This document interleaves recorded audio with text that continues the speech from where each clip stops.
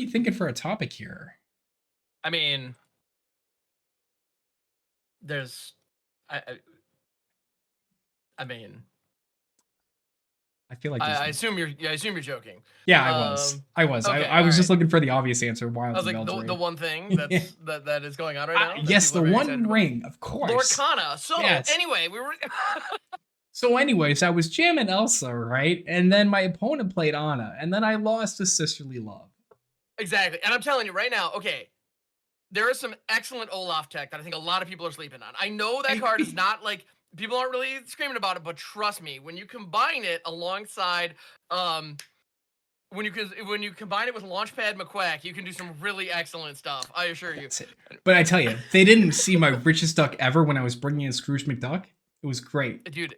It's brilliant, man. When Scrooge McDuck does his thing, it's like it's impressive.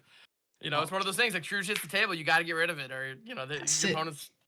Yeah, it's crazy, man. Oh, it was anyway. Like I think the only thing that messed me up, you know, I got F by Goofy. Goofy will get you, man. You gotta watch out for Goofy. Oh, yuck! Just guard your hand. Oh, man. I'm sending you to the shadow realm. Yuck! Is that all your creatures? Oh my goodness. I love the idea of Goofy being like Lorcana's Ugin. Right? Like, nobody has the field, it's like destruction for all. I mean, ultimately though, if they want to go meta, that'd be Mickey, right? I mean, you know, no, actually, ruling over all things. Anyway, I think it would be Donald. Oh, Donald Duck. Like, if we, assuming with Lorcana and Disney, that means Kingdom Hearts has some lore in Lorcana, which means Final Fantasy is here. Which means Donald Duck knows Zeta Flare.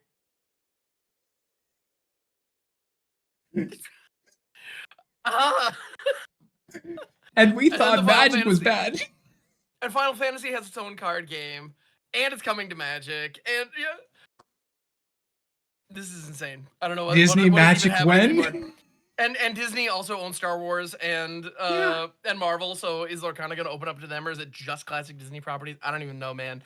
I tell you, eventually it's gonna be Fortnite the Magic, or Magic the Fortnite. The Magic, yeah, but like for real, like the one secret layer was just like, yeah, we all know here are the Fortnite cards, yuck it up, everybody, and now it's funny. I feel like the Fortnite secret layer was Wizards basically just being like, yes, we know the jokes, we hear you, here it is, shut up, like yes, this is for real. We're doing the secret layer thing, okay, or like the Universes Beyond is legit. Everybody just deal with it. Yeah, and, honestly, and now here we are. Yeah, I'm fine with where we are though. Like, I'm not bad at it either, honestly. No, like I think so. Before we get started, and I'll do the quick segue. Like when The Walking Dead one was introduced, right? I think that the way that one was introduced was definitely the mistake. Like mechanic only cards not introduced. Yeah, but like no, I did not enjoy that. Yeah. But now, like, reskin the cards, I think that's great. Like, special inserts on, like, cards you can get by buying, like, set boosters, like Transformers. I think that was perfectly fine. Like, mechanically unique stuff that is available through buying packs. I'm living for it. I love seeing, like, Starscream come down to the table when I'm going up against Aragorn. Yeah. Honestly, don't mind any of that. No. I don't love the Transformers design just because they're, like, super complicated to the point where, like, you really... There are a couple that I own. Like, there's one Dimir Transformer that I own, like, 2 copies of that I open in various Brothers War boosters. I could not tell you what it does or even the dude's name. Like, but it's like, it's a mythic that I opened in those packs that, like, I should be excited about, but I swear I've tried reading both sides of those cards. And they're just so complicated, and they do so much. And a lot of them aren't particularly interesting. They're kind of like Lorcana Dean, or not Lorcana, the Strixhaven Deans. Yeah, that's fair. They feel like similar to the Strixhaven Deans, where like I get done reading it, and my brain is just like, well, that wasn't worth it, and then put it back into the bulk box and forget about it. So then the next time I'm flipping through, I was like, oh, this couldn't have been that bad. Then I have to reread it because my brain didn't remember what it did, only to be unimpressed with it all over again. Yeah, which is a little frustrating, but that is not the fault of the property and not the fault of the crossover. That's just, I don't like those designs. But at the end of the day, Transformers being included in Magic products, honestly, I'm surprised that they didn't lead with that. Yeah, because agreed. Hasbro owns it, you know? But Yeah, but all in all, yeah, no, I don't mind the idea of Magic becoming. Well, I've heard Magic likened to Monopoly, in that people will license a certain TV show based Monopoly, so you can have like Big Bang Theory Monopoly, and that's just a thing. There isn't, and there's no Monopoly episode of the Big Bang Theory. That's not. Well, maybe there was. I don't even know. But I'm not sure actually. Yeah, but at the end of the day, like the main thing is it is a canvas on which you can put other people's properties and license them and sell them. And Magic seems to be going that route, and I'm not too mad at it. It seems like it took them a while to find their stride. Like Walking Dead seems like a really weird place to start. Like, had they started with Lord of the Rings, could you imagine? Oh my goodness. If that had been the start, I think the acceptance huge. Through the roof. Everybody would have loved it. It would have been perfectly fine. I even remember during the first announcement, they were like, oh, The Walking Dead, and everyone was like, what? And then like a day later, they were like, by the way, we're doing Street Fighter, and a whole bunch of people who were like, I can't believe they're doing this crossover with Walking Dead. This is terrible. By the way, Street Fighter looks awesome. It's like, hey guys, like, I was like, that was just a double standard. That it's just like, you just like the things you like, and they led with the thing you didn't like, or maybe a thing you've gotten tired of. Because like, I loved Walking Dead, but I fell off at one point, and I don't feel the need to get back on. I was the exact same. Yeah. No, it was appointment television when it first came out. That first season was fantastic, and the comics were excellent prior to that as well. Anyway, yeah, great stuff. Anyway, excuse me. But yes, we're actually sharing audio for the first time since it happened. Happy birthday, dude! Yeah. Thank you. Yes. Happy birthday, man. I appreciate it. Thank you. Yeah. Cool. Of course. 1 year older. Hopefully wiser. Certainly more Magic cards. Yeah. That's the important part, right? Let's go with that. Yes. I think. No, but it was sweet though. It was a nice birthday. I had a good blast. I just was gonna respond. I think Lorcana is gonna be good. It's true, Cosmic. I think it'll be good. I've heard some good stuff. And Darth, regarding the Walking Dead cards, they have actually announced that they are going to be introduced in Wilds of Eldraine set booster on the list as Innistrad. Yes. So we're back to some Innistrad stuff. It's always Innistrad. Always take back to Innistrad. Honestly, though, like I get it. Like with the what was it? Stranger Things Secret Lair, like bouncing back to Innistrad, like makes sense. Walking Dead, zombies, Innistrad makes sense. Any show that is like post-apocalyptic or has the post-apocalyptic tendencies, I have no issue if they just reference it back to Innistrad. Yeah, honestly, I don't mind it either. I mean, it's fine, and it's for a handful of promo cards. Like, it's true. Cool. If we were doing a full set and like we had 2 months of like Innistrad story and Innistrad theme stuff again, then that'd probably be going a little too far to the well. But at this point, it's some artwork with some Cathars in it. Rock on. Let's have some fun. Like, it's comfortable. It's cool. It is. I see no issue with it. Yeah, exactly. And Char, thank you as well. Appreciate it, my friend, for the birthday. Isn't the Clue Magic crossover just Hasbro getting more money since Clue is Hasbro? I don't know the Clue's owned by Hasbro. I thought that was Milton Bradley. Yeah, I thought so as well. It might be. I don't know. Honestly, though, I'm perfectly fine. Maybe they're a subsidiary of Hasbro. I genuinely don't know. Yeah. I mean, personally, I'm for Magic the Gathering Clue. I bought a Dungeons and Dragons Clue game, and I love that. Nice. It's who killed the Archmage in the Secret Tower. Oh, you know what? It looks like Parker Brothers, Waddingtons, and Hasbro. So yes, it looks like partial one. Okay. Yep. Honestly, at this point, I just assume if a game is being played on a table, whatever company made it is owned by Hasbro. Is kind of my assumption, because they're just the toy conglomerate. It's true. Well, one of them, but yeah.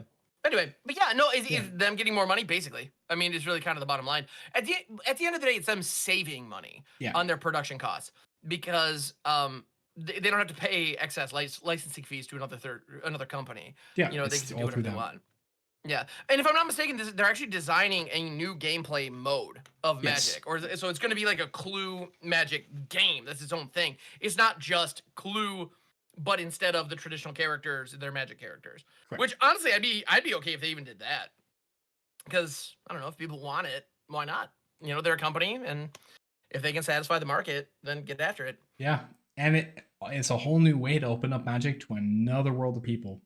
Grow the game. Absolutely. Soon, just like how Yu-Gi-Oh had millions of duelers all through the world, and every dispute was settled with a duel soon. That will be Magic the Gathering. Corporate decisions will be settled by a single best-of-3 match in a format decided by the CEOs. You know, Dude. wars will be fought with many people in their standard and/or explorer or pioneer decks, arguing over what's better, paper or arena, digital or in person. I'm here for it. I'm here And for it. the work Except will be fun. as long as, yeah, I'm sure the CEO is like, all right, we must settle this in the arena. Format is alchemy. No. Can you just imagine? Like, my mind goes back to that John Wick scene where he just got kicked out. I think it's John Wick 3 or something. But they're like flipping the tiles to decide where they're having the duel. And it's just like, pick your format. You flip over the tile. The highest number wins. I pick alchemy.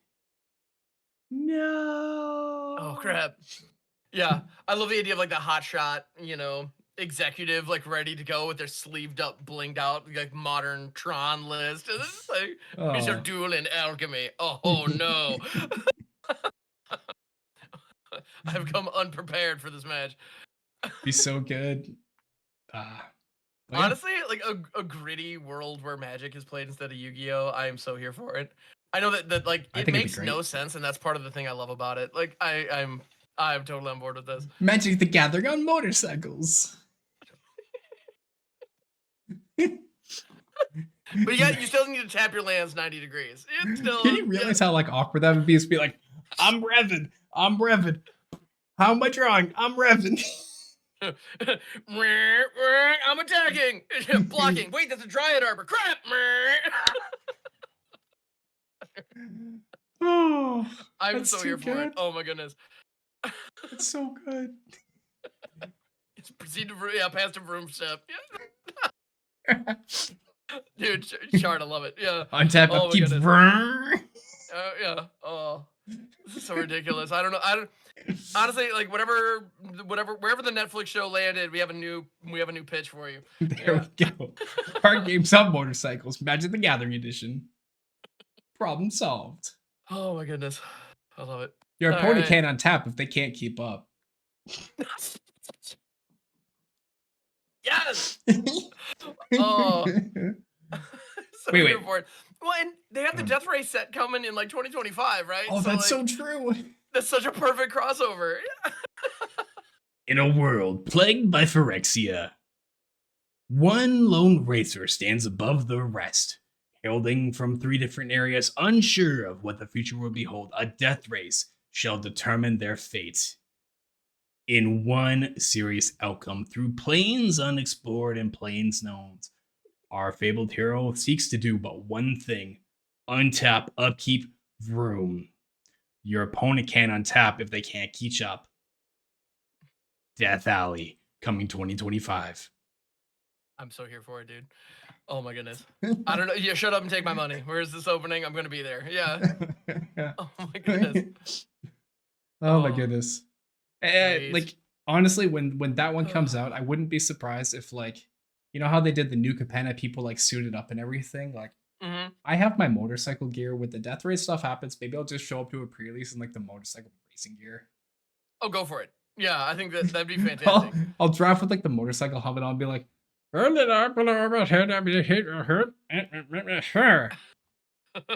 what'd you say? Judge, I can't hear my opponent. Oh my goodness.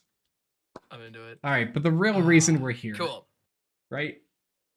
More antics. To mess around and, yeah, exactly. More asinine antics. Yes. Man, I can't wait till Vegas. I know, right? It's gonna be a good time. It's gonna be sweet. Just imagine doing this like every day. Oh yeah, dude. Oh yeah. Well, and at the other MagicCons, they had so many tables set up.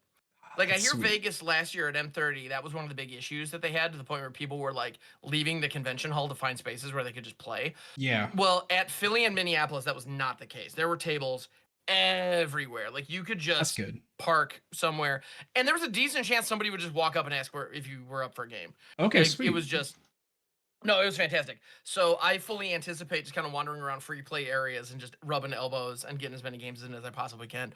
And if that's my entire convention experience, that's gonna be a win. I'm really looking forward to it. I'm here for that. Yes. the amount of messing around that we are gonna have to do and the amount of dumb jokes that we have to do in person is definitely. And I'm planning on bringing my camera. I don't know about any kind of mic setup yet, but I'm definitely gonna be recording stuff over there. Cause yeah, I will see what I can do. I may just grab a selfie stick and record on the phone. There you go. Hey, when in doubt, I mean, phones are great these days. You can do a lot. It's true. I would love to get like one of those like Zoom, like what is it, Zoom, like H1s or whatever, like the actually like portable audio recorders. That would be amazing. It is not in my budget at the moment, but something like that would be really cool. That would be nice. Because yes, Live Landlords has to happen over there. It does. It does. We'll figure it out. We'll get the technology. Yeah, we'll make it happen. Absolutely. We have the technology. We just need to get the technology there. We just need to line it up. Yeah, exactly. Identify what we need to do and figure out the logistics. Yeah. Cool.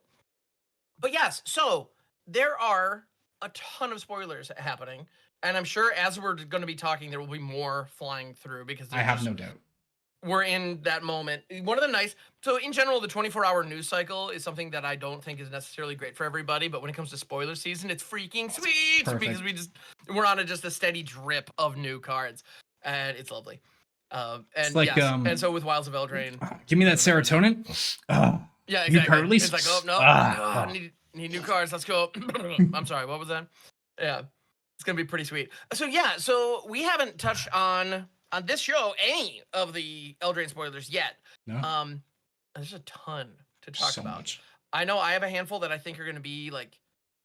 It's funny because I have plenty of like goofy ones that I want to brew around that I don't necessarily think are going to be good, and then I have a handful that I think are going to be sneaky good and show up in a lot of formats. So yeah, I'm looking forward to getting into it.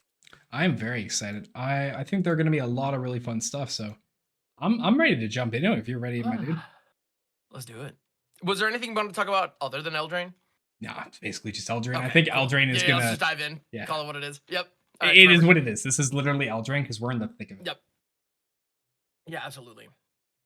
Yeah, and so yeah, I've got a spoiler, one of the spoiler aggregation sites. Same. As well as Scryfall. So yeah, we should be hopefully. I think we'll keep up with it. Groovy. So yeah, awesome. I'm sorry, my Hawaiian shirt is. It's okay. Wash right now, so I'm improvising. It's all good. You know, you'll have it for Vegas. That's what matters. Of course, yeah. You better believe it. I've got all 6 of mine ready. Excellent. Well, and I've got my Magic Tank jersey as well, which I'm very excited about. So there we go. Oh yeah, gonna be coming up. Gonna be rolling up in style. All right. Groovy.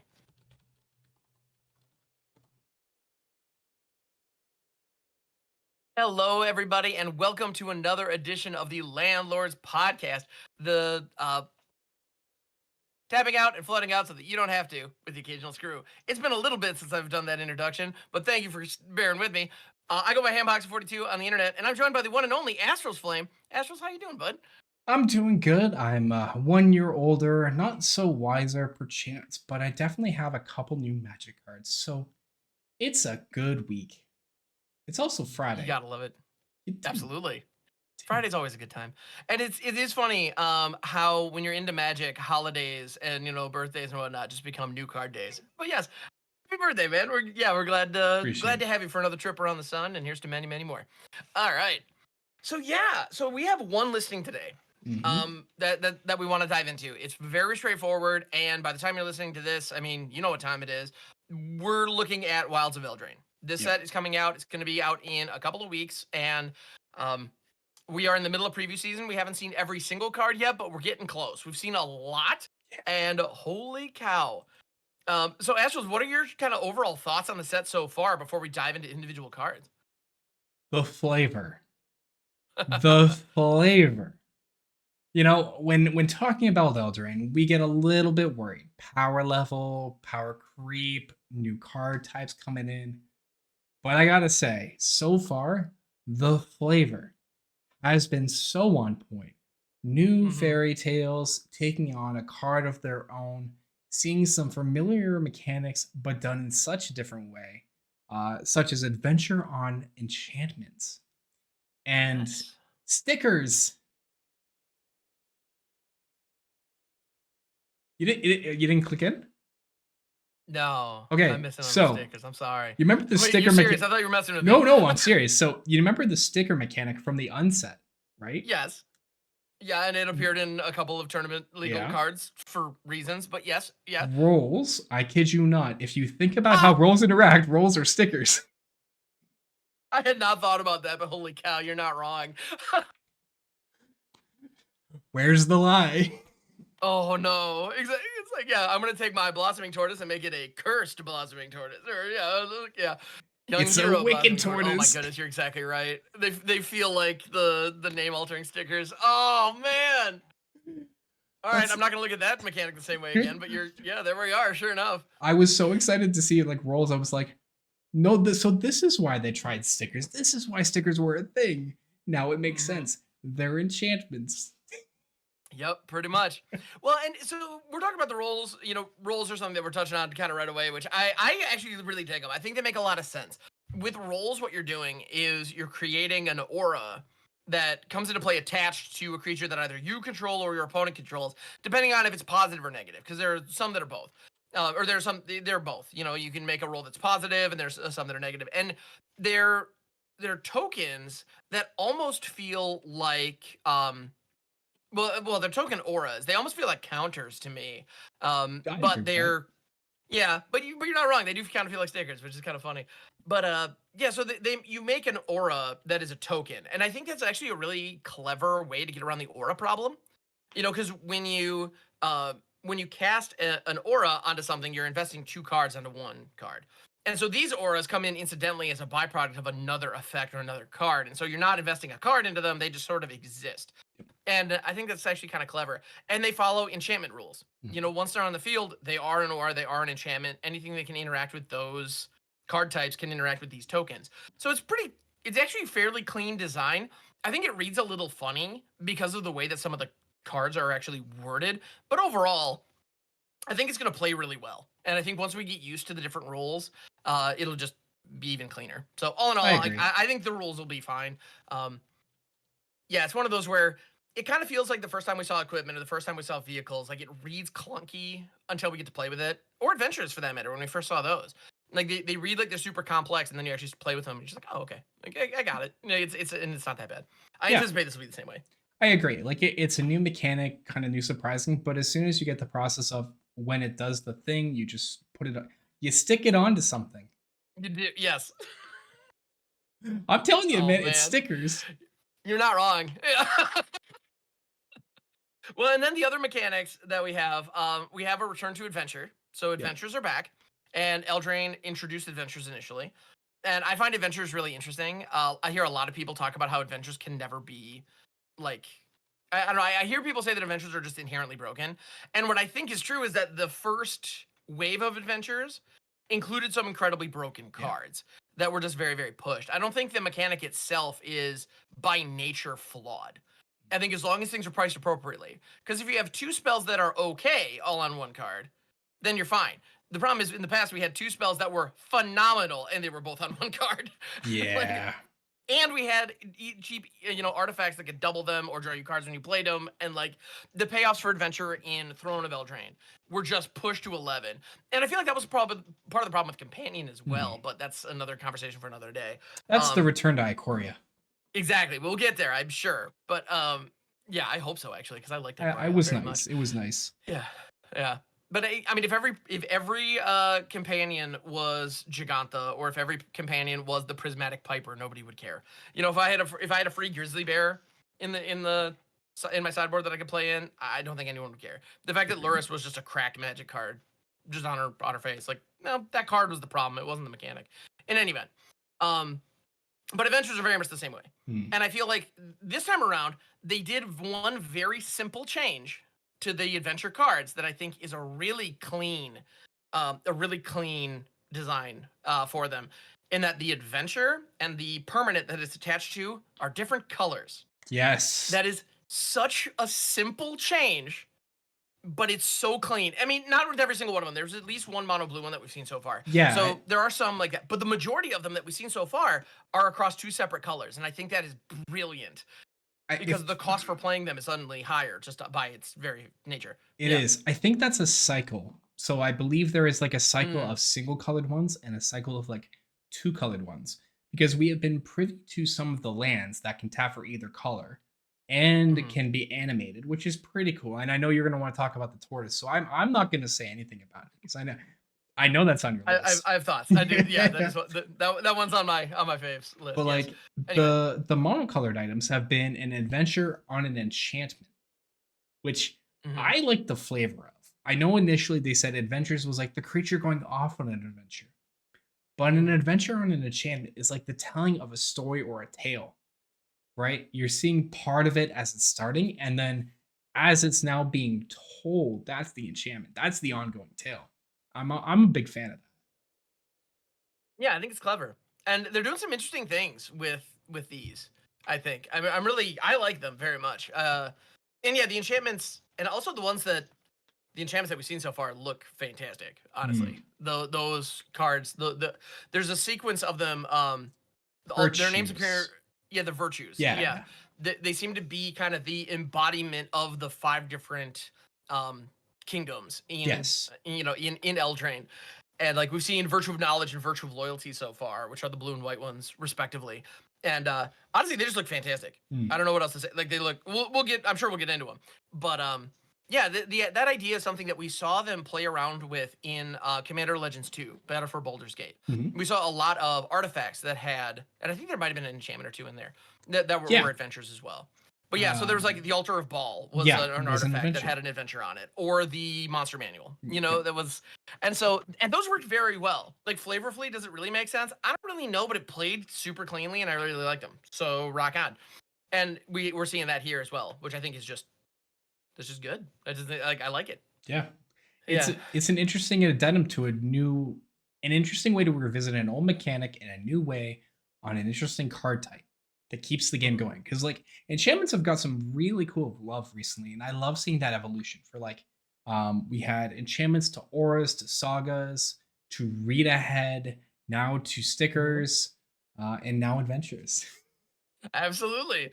Yeah. Well, and we've seen a lot of innovation, especially when it comes to auras as of late. Yes. There have been a lot of changes on that front. Because like there have been some things in like Theros especially, where we saw a lot of different changes with things like what's the name of that mechanic that's escaping me right now? Bestow. Yeah. Yep. Yeah. So where a creature can enter as an aura, like that's a thing. And like that was a very weird kind of unique case. We don't see that too often, but still, like that was a cool experimentation. I honestly do believe these rolls are going to be a super clean addition to the game. Honestly, aura enchantments or aura tokens rather are something that we already see. There's so many cards that can copy a spell on the stack or create a copy of a permanent you control, that the idea of just having aura tokens or equipment tokens or enchantment tokens, like that's just, we even have planeswalker tokens now. Yeah. I mean, that's very common. It's not hard to generate those. And so them just embracing it and just like these just make aura tokens. Like that's just a thing we have now. So rock on. I like it. I just realized. Oh. Alex can make copies of those. It sure can, yes. You I think that'll be especially noteworthy with the cursed roll. I think. Yes. That's where my mind goes. There's cursed She-Holder. It's a 1/1. Now the thing about the cursed, yes, exactly. So the cursed aura, I think, is going to be one of the stronger rolls. Yeah. It reduces the power and toughness of the creature to a 1/1. Now that's only its base power and toughness. If it has anything else modifying it, then those still apply, counters and whatnot. But it can take a very large, very threatening creature and reduce it in size dramatically. It doesn't strip abilities though. Right. So be aware of that. This is not Frogify, where it just like strips everything, or humility or anything like that. So we are in a situation where, you curse a Sheoldred, she's now just a 1/1, but she's still doming you every turn if you can't deal with her. So granted, it's a lot easier to deal with a 1/1 than a 4/5, but you still have to. Otherwise, it existing is going to kill you. So it's one of those interesting situations where it is removal, but it's not. Like it helps in certain cases. So if you have a gigantic stats monster, it completely addresses that, no problem. But if the card is powerful because of other subtle reasons, then all of a sudden you're not going to be as impressed by it. And as a result, you see it. I've seen a handful of cards in blue that can create cursed rolls. Yeah. And so I think that's actually kind of a clean way, because we see like power and toughness reduction, mostly power reduction in blue as a theme. And most of it is terrible, because why would I spend a card to reduce, unless it's the static effect, or something that is a very, very large. Like you got to reduce power by a lot to make it meaningful. So stripping something down to a 1/1, I think qualifies. I'd agree. But, like you kind of need something at the witness protection kind of level, right? Like yes, something to that effect to really make it. But I agree. Like blue's really kind of got that curse part going. It seems like all the colors have like one type that they've really leaned into. I think like black had Wicked. White had Young Hero, I think it was, or Royal. Red. I think Young Hero is correct. Yes. Yeah, and I forget what Red's was, but I don't recall what red. I know green had Monstrous. Yes. Yeah, Monstrous was pretty solid. I don't recall what the red one had either. I'll have to find it. But... Yep. Typing furiously over here to try to find it. Yeah, just all right. I feel like it was maybe red was okay, some red cards. Oh, red is Wicked. Oh, red is It looks like red is Wicked. Oh. Okay. Yeah, red looks like Wicked, and then actually there are 6 of them is the thing. Oh, okay. So maybe we haven't seen everything yet. Yeah. Or no, you know what? I'm just looking at the art on the token. But anyway, yeah, I don't think we've seen them all yet. Or no, I think this I don't know, we'll see. Yeah, we'll find it. It's okay. There are 6 of them, so they don't match perfectly. That's nice. So as the set as the set continues to come out, we'll see more and more, and we'll see which colors gravitate towards which effects. But yeah, I don't know. I'm genuinely intrigued. There's one other mechanic that we haven't touched on yet. So we're kind of starting with the mechanics, and I'm cool with that. Yeah. They also have Bargain, and Bargain is a new school version of Exploit, which was a new school version of Kicker. So here we are. Yes. So Bargain is yet the newest Kicker, and the way that this one works is when so you may sacrifice an artifact, enchantment, or token as you cast the spell. It's not an additional cost to cast the spell, but in order to actually, I don't believe it's classified as an additional cost, but you do it as you cast it.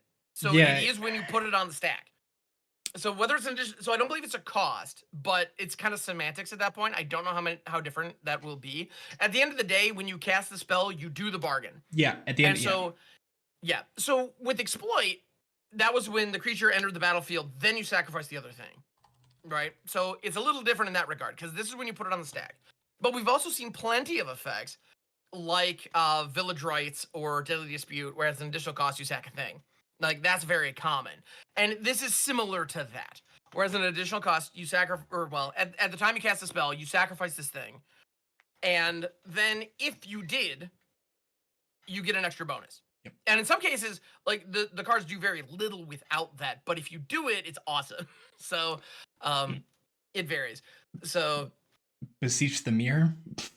Beseech the Mirror is a great example of that. Oh my God. That is so we can absolutely get into that. So Beseech the Mirror is a sorcery for 1 black with Bargain. Search your library for a card, exile it face down, then shuffle. If this spell was bargained, you may cast the exile card without paying its mana cost if that spell's mana value is 4 or less. Put the exile card in your hand if it wasn't cast this way. So it is a Diabolic Tutor for 1 and 3 black. So you can search your library for any card. It first goes to exile. Mm-hmm. And then you either cast it but you have to meet 2 criteria. The card in exile has to have mana value 4 or less. And Beseech the Mirror had to have been bargained. If those conditions are not met, the card goes into your hand. So the floor on this card is 4 mana, search your library for a card, put it in your hand. Going right on that's not amazing. You know, that's kind of rough, but it's still not bad. You know, it could be a lot worse. Additionally, it puts the card into exile first. Yeah, which I like, actually. Yeah, I agree. I think that's pretty cool. And that does help because we have a lot of cards that care about stuff entering and exiting exile right now. You know, it's funny. There's one card in this set, which I'll be segueing to shortly. But there's also cards like Rocco, Street Chef, where if you're casting stuff out of exile, you get food tokens and extra bonuses. So, and Pia Nalar, which creates Thopters as you cast stuff out of exile. So there are ways to leverage that, leverage those effects, even in standard right now. Like, that's an important, factor. So I like that. But at the end of the day, Beseech the Mirror, if you have bargain fodder, this is just tutor up Sheoldred and put it onto the battlefield, right? Yeah, it's 4 mana Sheholder. I like there's I think there's very I'll probably say 60 to 70% is probably getting Sheholdered. But like playing this in a mono black shell really opens up a lot of possibilities to either go find like if you need draw, Phyrexian Arena. If you need Lily for additional removal on board, finds a Lily, right? Like I don't know, you could find a Tenacious Underdog, I guess, if you really wanted to. Sure. And there might be some situations where a Graveyard Trespasser could be, like, if they have a threat in the graveyard or something, that could be huge. But, yeah, there's a lot of situational stuff. You kind of toolbox your deck a bit, which is definitely meaningful. Yeah, and in older formats, yeah, we have Flapjack in the chat while we're recording this, pointing out the One Ring is a 4-mana spell. Gross. Actually, you have to sacrifice an artifact for bargain, right? So you can beseech the mirror your ring that's a like heavy burden and reset the ring. Oh, thanks. I hate it. Oh man. I don't like this. But I do. But I don't. I'm not digging this. I'm gonna do it. Don't get me wrong, but I'm not happy about it. And like you can just like, you know, burden up to 5, find your other beseech the mirror, play the besiege, fetch the ring, protection from everything. Haha. Oh no. Oh no. Oh man, this is this is 100% gonna happen. This is the world we live in. Yeah, yes. This is 100% gonna happen. But yeah, so that card I think is very interesting, and it shows off bargain in an interesting way. Because if you don't have an enchantment, an artifact, or a token to sacrifice, then it's just a Diabolic Tutor. Yeah. And anyone who's playing, you know, back in the early 2000s like me knows Diabolic Tutor is not worth it. It just isn't. Trust me, I've tried. It never works. Or at least it is expensive for what you get. And you definitely need to be in a low power game for it to be even a consideration. But anyway, but yes, so interesting design, and it shows kind of the power of what bargain can do. So any other thoughts on Beseech the Mirror or this particular line of thought before we move on to something else? No, I'm happy to move on because I think we've already broke the card. Play 4 Beseech the Mirror, 4 Sheholdered, 4 the One Ring. That's your deck.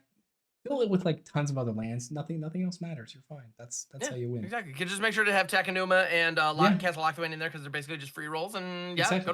That's the deck. You got it. That's it. There you go. We did it. We did it, everybody. We solved the meta. There we go.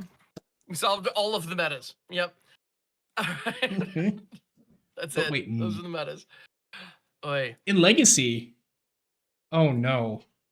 Oh no. If you have this in Legacy, you can Chrome Box, remove one of your cards, land Dark Ritual, use the 4 mana, sack the Chrome Box to beseech the mirror.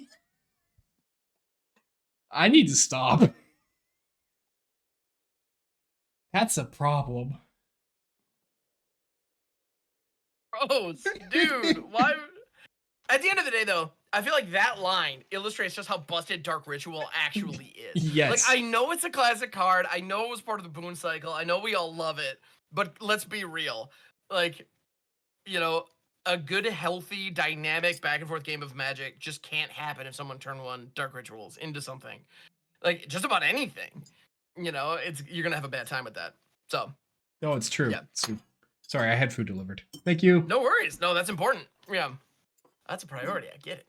But yeah, so we had mentioned cards going into exile being relevant, and they actually have a Planeswalker in the set, which is going to be the only Planeswalker in the set. Yep. Which is Ashiok Wicked Manipulator. This is one of the first cards that they spoiled, and I think this card freaking rules. It is very similar, I think, to Lolth. It kind of has that similar feel. Yeah, it's got that kind of mesh on it. Yeah, and so it's a 5 loyalty, 3 black, legendary Planeswalker Ashiok. If you would pay life while your library has at least that many cards in it, exile that many cards from the top of your library instead. Then +1, look at the top 2 cards of your library, exile one of them, put the other into your hand. -2, create 2 1/1 black nightmare creature tokens with at the beginning of combat on your turn. If a card was put into exile this turn, put a +1/+1 counter on this creature. And then -7, target player exiles the top X cards of their library, where X is the total mana value of cards you own in exile. So I think that ultimate is insane. The 2 tokens that it generates are very powerful. Those are also tokens that can be used to satisfy bargains. And I mean, they have a chance to grow if this deck is doing the thing. You are exiling cards. Yeah. and you can pay life without paying your life, and instead you're fueling the ult as you're doing it. So with Phyrexian mana, the Defilers, that kind of thing. I mean, even things like Painlands, Shocklands, like actually do Shocklands do it anyway? But yeah, they do. There's that damage. It's No, technically those are pay. Yep. Oh yeah, no. Yeah. It deals it. I think Shocklands are. Shock is take 2. I think Painland. No, you may pay 2 life. Yeah, no. So the Shocklands you pay life. Yep. I think like Carplusion works though. Carplusion Forest, right? Because it's added then take the damage. Yeah. No. The Painlands, the Painlands deal damage. I was looking at like Temple Garden or gotcha. Those are right with life. The pay. And I believe the Shocklands you pay life, or the Fetchlands rather, you pay life as well. Yes, yeah, you pay life for that. In any event, there are options. There are things out there that are costing life. Obviously, like the kind of killer app with this is if you can get it alongside cards like Necropotence or Bolus the Citadel. In formats where that's legal, that's where stuff gets nutty. And you're going to be fueling that ultimate, like absolute, just, it's going to be insane. Oh, hugely. So, like, yes, it'll live your Johnny dreams in formats like Commander and whatnot, where you can go after that totally. As far as standard goes, though, I fully expect this to see play. Yeah. Because Esper control is already a thing. And I think the -2 and the +1 and the distraction, the fact that it pulls focus and prevents damage that would otherwise go to your face, I think makes Ashiok very meaningful. The -2 alone can protect not only itself, but also your other walkers that you have lying around. That's true. So that's helping to protect your Kaido Shizukis. That's helping to protect your Wandering Emperors. So I think Ashiok will have a place, but I don't think we're going to see that -7 very often. Kind of similar to how we saw Sorin. Sorin the Mirthless. How he was a role player who was rock solid for a while, but very rarely did that ultimate actually fire and show that sweet animation on Arena. I'd also kind of compare this to like 5 mana Teferi we have in standard right now. Like the going rate for Teferi is -2, make it 2/2 that grows with card draw. So to your Esper Shell for control suggestion, I think this does slot in there in that essence of Teferi, Ashiok, draw the counter grows, Ashiok, your other tokens grow. Now you've got to deal with card advantage, protection of life, 3 growing threats, in addition to basically selecting the card you want to put in your hand by looking at 3 cards a turn and saying, I draw this and then I get to choose from the top 2. It does, however, make Breach the Multiverse that much better. Because we needed more reasons for Breach the Multiverse to be fantastic. But like, I mean, this if exile is going to be a thing, exiling cards from a deck numbers go down. Breach the Multiverse mills 10. We get into a mill meta. We're already seeing, if Breach is popular, we already have Jace that is a phenomenal mill finisher. But yeah, I mean, there's no reason that Ashiok couldn't fit into that kind of pattern. If that is what the meta, if that is well represented within the meta as far as like the ladder is concerned, totally. Yeah, Ashiok could absolutely fit as part of that kind of scheme, which I'm cool with that. I'm fine with it. Where Breach is good in the meta, I am never going to complain about. Especially because we have it for 2 more years. 3 more years. 3 more years. Yeah, I know. We practically just got it, all things considered, which is nuts. Legitimately, I was thinking to myself the other day, man, when September comes around, this rotation is going to be crazy. Like, these new cards we're seeing are going to shake up the meta. I was like, right. Rotation. Right. Rotation. In September. Next year. I love having conversations with people about that, like with people who are like casually following Magic, because they're just like, "Hey, I'm just coming back into it. There's a new set, right? And rotation's coming." It's like, I got some bad news for you. Sorry. A little bit. Unless you're into that kind of thing, I don't know. The extended rotation and standard will be interesting. I think. Agreed. I think we'll see how it plays out.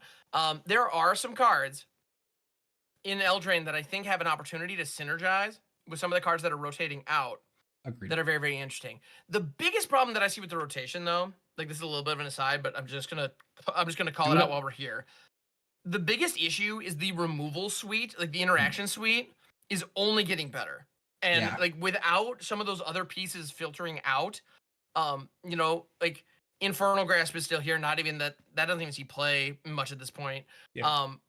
Wandering Emperor is still going to be here for another year. Mm-hmm. I feel like there are a handful of others that we're going to rotate. Like Farewell is a good example as well, where like even if the decks didn't have access to Farewell, like they still have Sunfall, they still have some of these other pieces like Depopulate and whatnot. Like Yeah. there are sweepers that are very good, and we don't need Farewell anymore, but it's still here and it's still an option.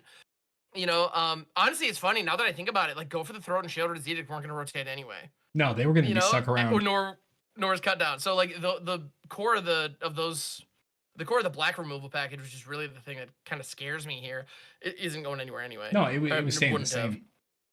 But in any event, the removal suite doesn't change at all. Yep. And so it only gets better. You get to just, and as a result, like the mid-range decks that are made up of just the best cards can just stay the same and maybe get one or two new toys and just keep rolling with just being the best cards. And that's it. And that's all they do.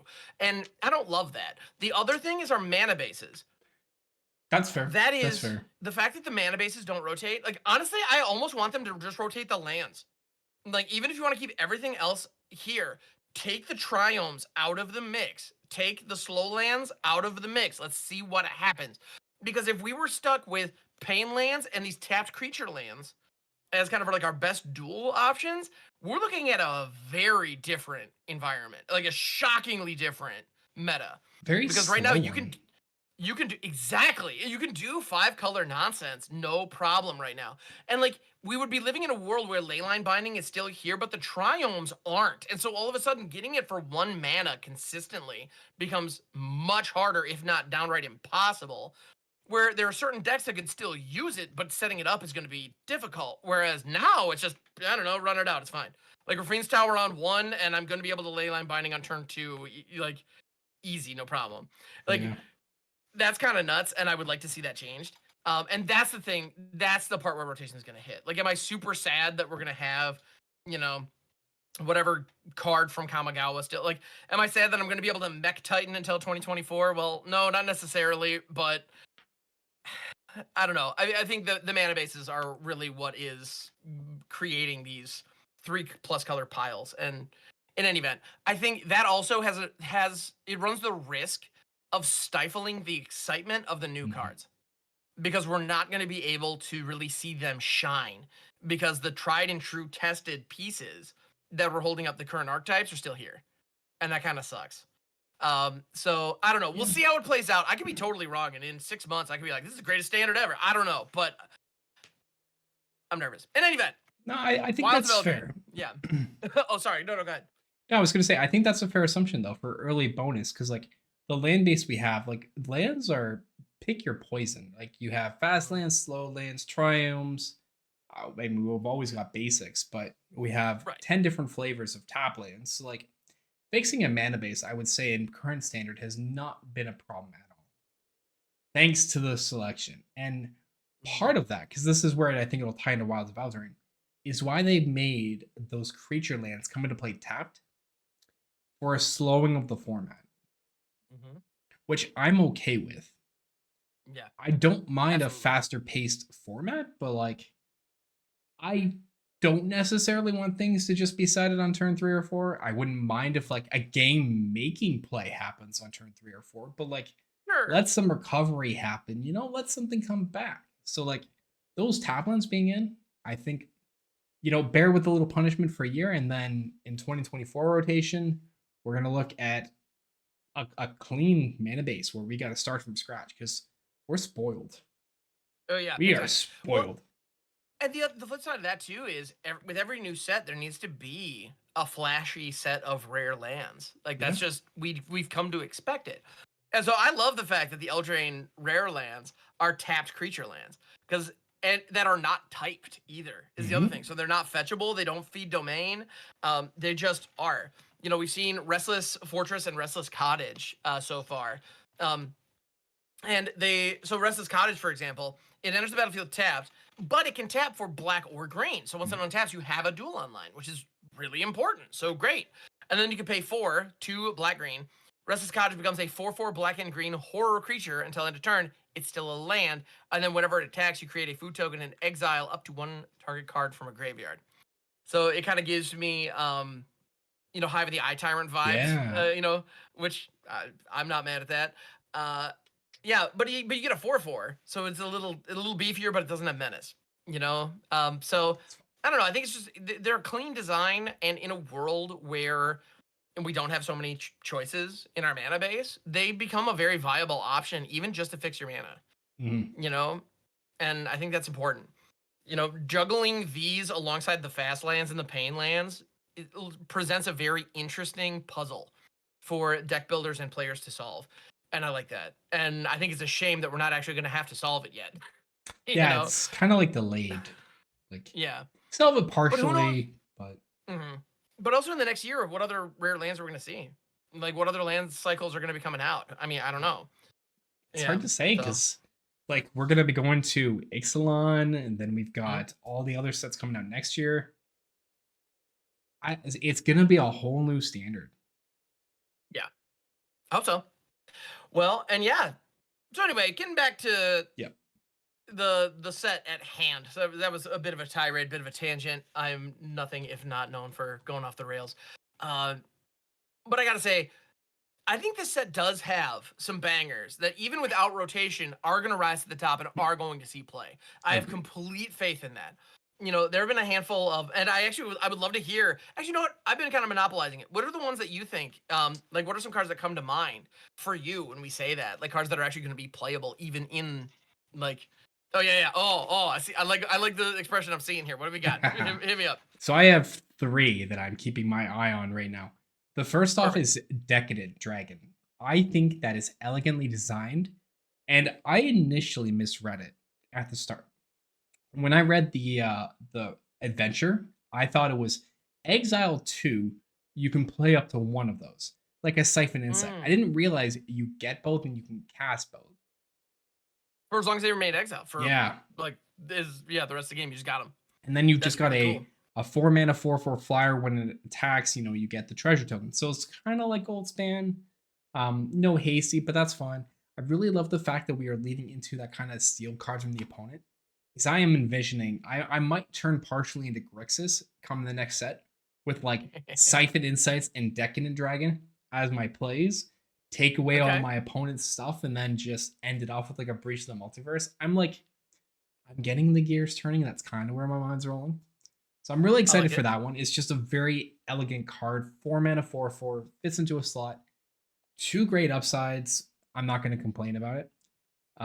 Realm Scorcher Hellkite. I guess to no surprise, another dragon.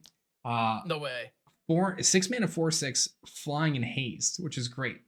But if you bargain this thing, you get 4 mana back. Like, that's huge. This is a 2-mana 4/6. In any combination of colors. Yes. So this mono red dragon can help you filter. So you could Realm Scorcher Hellkite, bargain a blood token. Yeah. And then have it fix your mana so you could cast Atraxa if you have another 4-line around. Like, that's insane. Right? Like, it just, like, okay, sure, let me have a 2-mana 4/6 with flying and haste. That's great. And then I can just start using it as like a pinger, deal 1 damage where I want. Like, okay. Yeah. Sure. Well, and even if you don't have a follow-up spell to cast, if you get that 4 mana, you can immediately turn it into 2 damage divided however you want. Yeah. Like that's the floor on this thing. I mean, that looks fantastic. And I'm living for it. Yeah. The last one for me for top 3, I think this is actually where Boros Humans might become a really cool thing. Godric, Cloaked Reveler. So it's a 3-mana 3/3. It's 1 colorless, 2 red. So you do have to have the 2 red pips in, but it's a 3/3 with haste. But it has, I think it's Celebration is what the mechanic is referred to as. Yeah, Celebration. So as long as 2 or more non-land permanents entered the battlefield under your control this turn, Godric Cloaked Reveler is a dragon with base power and toughness 4/4 flying. And red, dragons you control get +1/+0 until end of turn. So is that part of the main set? Yeah, it is. I missed that one. It just kind of like spoiled today. Okay. You got a hasty 3/3. Refresh my page here. All right, yeah. Yeah, but like you got a hasty 3/3, and if 2 other permanents have entered in that turn, it becomes a 4/4. So I don't think you play this out on turn 3, but it counts itself, right? As long as there are 2 or more. So it counts itself as 1. But you can play this in Boros Humans where you make tokens with Adelaine. As soon as Adelaine goes to attack, Adelaine pumps out the other 1/1. That immediately transformed Godric to a 4/4, which then makes it flying, which means before blockers, you've got a 4/4 flying dragon. That seems just absolutely insane. Like, yeah. Where's the issue? Yeah, I see no problem with this. Yeah, I see zero issue with this. Oh my goodness. No, that sounds fantastic. I love it. Yeah, so I might like go Grixis and like some Boros shenanigans a bit during early access just so I can make a hasty 4/4. But like do it. Yes. Even potentially like Mardu, like with Ishin. Mm. Because like Ishin in with Adelaine triggers, you can throw in a couple Mishras, Godric. You've got some disgusting things you can do. So Absolutely. Maybe Mardu Humans. That sounds fantastic. Yeah. Okay. But yeah, what about you, Ham? What are you looking at? So I'm looking at a lot of cards that I think are going to be super fun to build around. That said, I'm willing to accept that most of the ones that I want to build around are not necessarily the ones that are going to see competitive play. Okay. One of the ones that I think is a very real powerhouse that is going to see a ton of play, definitely in Standard, and possibly going back to like Explorer, Pioneer, and whatnot. I think if Planeswalkers are a factor, and if Planeswalkers are a player in the meta, which they certainly are in pretty much every meta that I participate in right now. It's true. There is Sir Ginger the Meal Ender. Oh, Sir Ginger! This card is so good! I love Sir Ginger. Oh my goodness. Can I pause for just 1 second? Of course, absolutely. I don't have raid announcements because we're up, but Topples just came in with a massive 61-person raid. Jamie Topples, how are you doing, my friend? Happy day to you. Welcome in, Raiders. My name is Astralsflame, Hamhock and I. And there's the delay sound. Oh. Yeah, just like came in. Topples, thank you so much for that raid. How are you doing tonight? What is going on, Raiders? My name is Astralsflame. I'm a member of Team Top Deck Studios along with Jamie Topples. And we are doing a live recording of Landlords tonight, which is a podcast that I am always joined with the amazing Hamhocks42, fellow Twitch streamer and Magic enthusiast. Yeah, so we're talking about Throne of Eldraine, everybody. So we'd love it if you stick around. Thank you so much for being here. We're talking mechanics. We're talking cool stuff. We're talking our top picks, what we love, what we don't like, which I don't think there's anything we don't like yet, but we're getting there. At this point, it's all pretty positive. Yeah. Yeah. But I'm loving it. Yeah. So. But yeah, Jamie, thank you so much for sharing your community with us. Oh my goodness. We love it. All right. Thank you so much. And yes, thank you all for being here. Oh my goodness. But yes. So Sir Ginger the Meal Ender, I think this card is kind of the real deal. Oh, it's so good. It's so good. So this thing, it is a 3/1 for 2, which is kind of an interesting stat line. It's something that we've seen a lot. But this one is colorless. So the idea of a high power on a 2-drop is meaningful, but that squishiness of only 1 toughness is kind of a big deal. The text box is really what sells me on Sir Ginger, though. Also, the name is great, because Sir Ginger the Meal Ender on a dessert that is going to kill you. I love that. I think that's so good. Anyway, Sir Ginger the Meal Ender has trample, hexproof, and haste as long as an opponent controls a planeswalker. Whenever another artifact you control is put into a graveyard from the battlefield, put a +1/+1 counter on Sir Ginger and scry 1. And then you can pay 2 tap, sacrifice Sir Ginger, gain life equal to its power. There were a number of words that I did not say in there. When I was talking about the other artifacts you control, I did not say non-token artifact. And I also did not say that this ability can only trigger once per turn, because neither of those caveats are on here. And so, yes, that means if you sacrifice a treasure token, Sir Ginger gets a +1/+1 counter, and you scry 1. That is so insane. Good. It's so good, yes.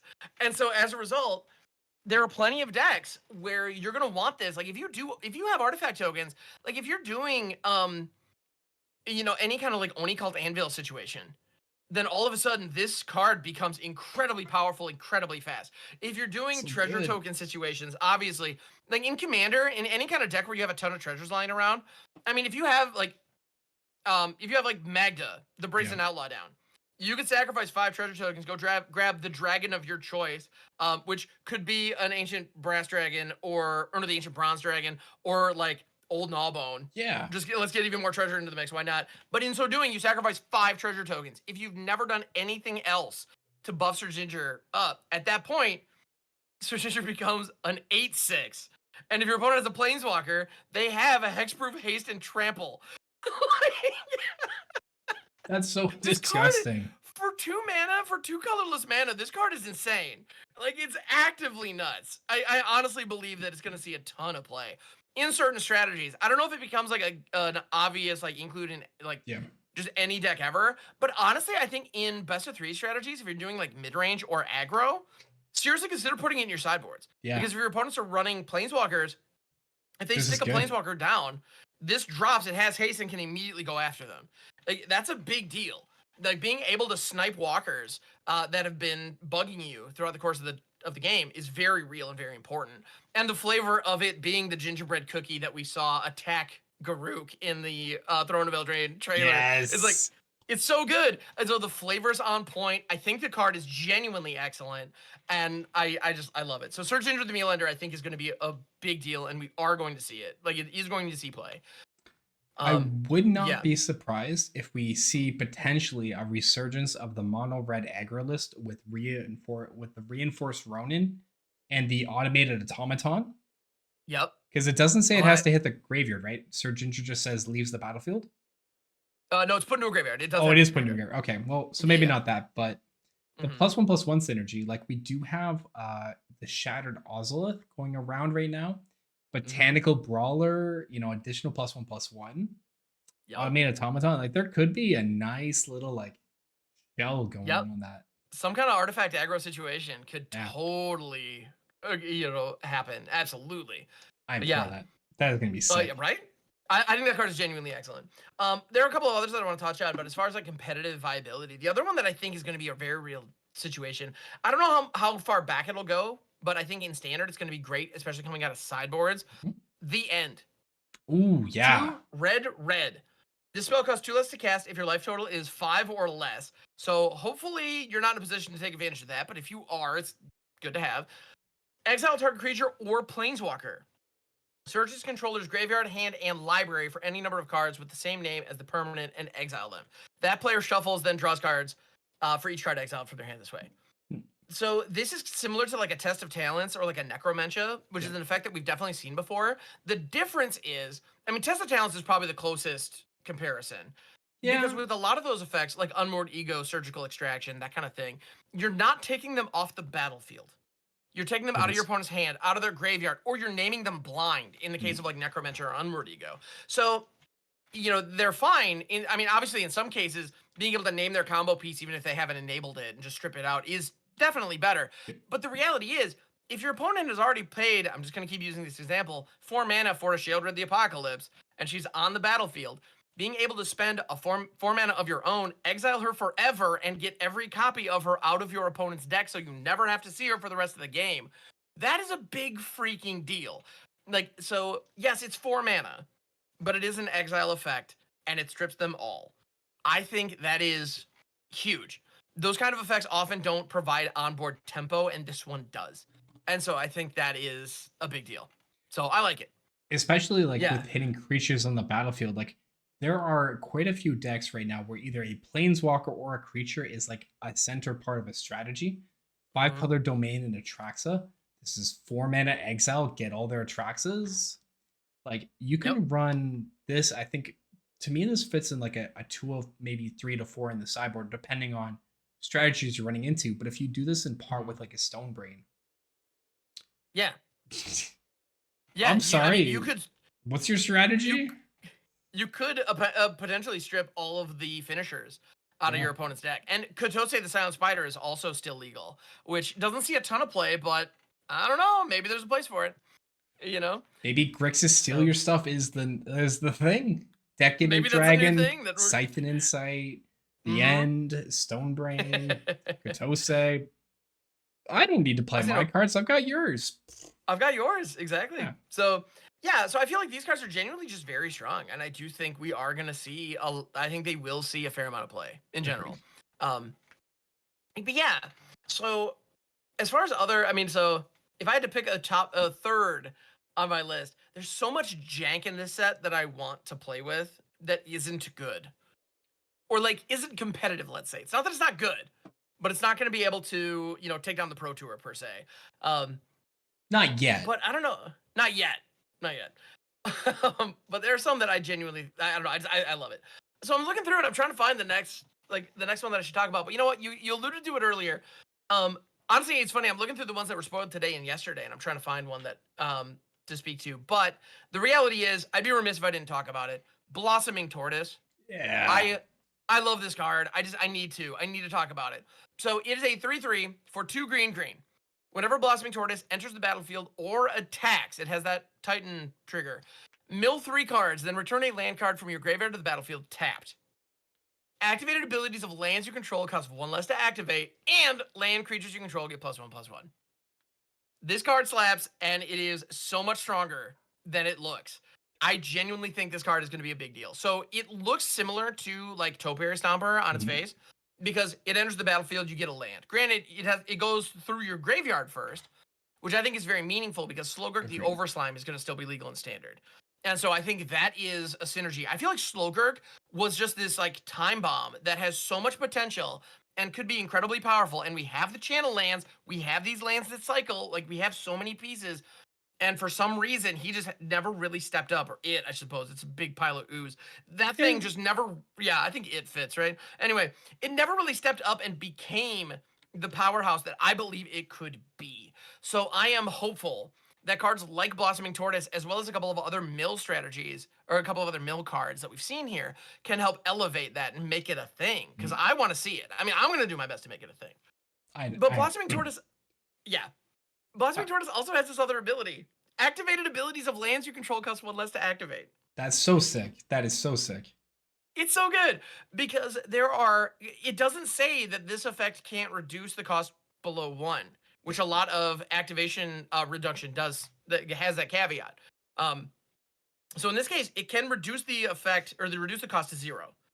So there are some really insane things you can do with that, and I wish I should have written down who said this. Somebody in my chat, I believe it was yesterday when we were talking about this card, pointed out Draconic Destiny on a creature land.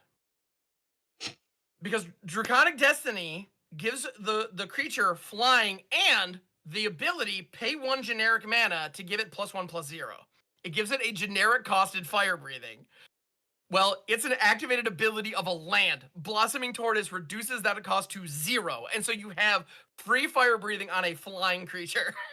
That's amazing. That's amazing. So you have infinite power on a flyer if you can if you can animate a land and send it. And there are tons of ways to animate land right now. So, you've got Ren, you've got Tatiova, you've got these new creature lands that do it themselves. Like, it's nuts. I think this has the potential to be absolutely insane, and I can't wait to get my hands on it. Also, I love the fact that it's both a tortoise and a turtle, depending on if you're looking at the name or the type line. It's like, I don't know, taxonomy be damned. It's both. Anyway. So I think I've got an idea for you. You might want to try. That's going to make that combo even easier. Okay. Remember the card Mutavault? Mutavault costs 1 mana to turn into a land? Sure do. Yep. Wouldn't it be great if you could animate Mutavault for free? For free? That'd be pretty nice. Yeah, I can see that being decent. Yep. And the tortoise also does like the mill and increase the likelihood you're gonna put the Mutavault on the field. Yeah, so I think we could definitely see some land strategies with that tortoise. Like pairing that, I don't know what shell you put it into. I think there's like a number of shells that do. I think Slogurk is like an obvious choice. I also feel like there's a shell you could run with like Titania plus Soul of Windgrace. Because you can discard the lands, bring them back. Like, there's a lot of utility stuff, but I'm excited. That tortoise is going to be very sweet. No, I'm looking forward to it. Blossoming Tortoise. I think this card has a lot of potential. It might be. I mean, it is a 4-drop, and so it may be too slow to count on it in a lot of competitive environments, depending on how fast the meta is after this. Which I anticipate it's not going to get slower. So yeah. But yeah, no, I think that card is just really good. I'm looking forward to it. Cool. So I've been monopolizing kind of what we talk about. So what are some other cards that you want to touch on? Honestly, I have a ton. Honestly, like I kind of just picked the 3 that I was like, these are the 3 I think are going to be fun but very interesting. In terms of like one other one, it's not so much a card as like a mechanic. Rats. Yes. Making token rats. And we are in a standard where Carmonax is legal. And when I tried it, I think maybe you tried it too, is like it kind of felt like there was something there with Carmonax, but it was like missing something. Yep. Yeah, no, I definitely did it with the new Nashi from Yeah. Aftermath. Like I've tried making that work and it like felt okay, but like Blight Belly Rat was like seeing play as like one of the 2-drops, and like it just felt like it could be better. Like it's just like it was Yeah. missing something. Yeah, absolutely. But Yeah. rat tokens with toxic? Yeah. I'm All of just a sudden, we saying, might be onto something there. Yep. our Moonax toxic might just be the thing. Who knows? Honestly, we might be looking at a situation where a new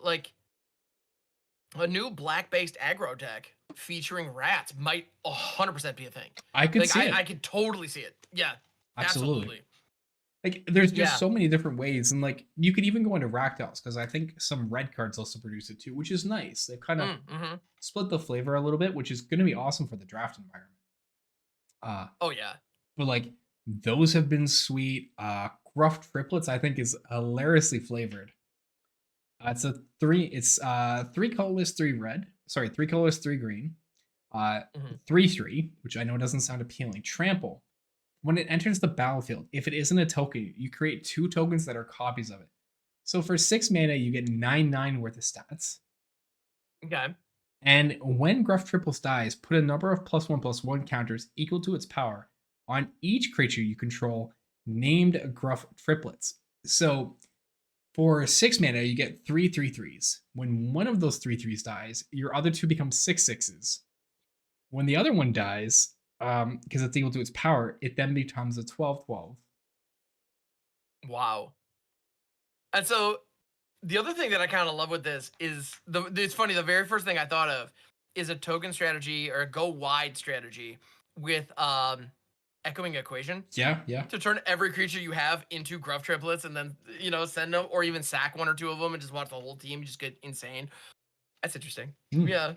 But there's the potential is definitely there. There's that new enchantment that makes reflections, right? You choose a copy of a creature, or choose a creature and makes a reflection copy. When it gets to the 3rd saga chapter, sacrifice all reflections. That could be incredibly powerful. And the other thing, there's something there, 100%. The other thing of note is that clones with this, when they enter the battlefield, they could come into play as a copy of Gruff Triplets, but it itself is not a token because it is a card that is copying Gruff Triplets, and you would get more. So yeah, so there are synergies with this that I think could be very cool. So that's interesting. I like it.